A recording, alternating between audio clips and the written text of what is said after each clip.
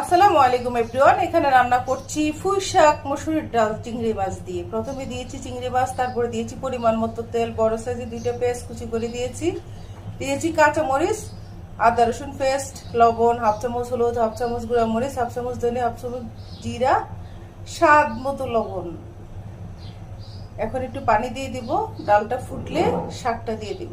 ওকে, এখন দিয়ে দিচ্ছি পরিমাণ মতো পানি। ডালটা ফুটলে শাকটা দিয়ে দিব। এখানে পুঁই শাকগুলিকে আমি ভালোভাবে কেটে ক্লিন করে পানি দিয়ে ভিজিয়ে রেখেছি। এটা আমার ছাদ বাগানের স্পেশাল পুঁই শাক। এখন শাকগুলি দিয়ে দিচ্ছি।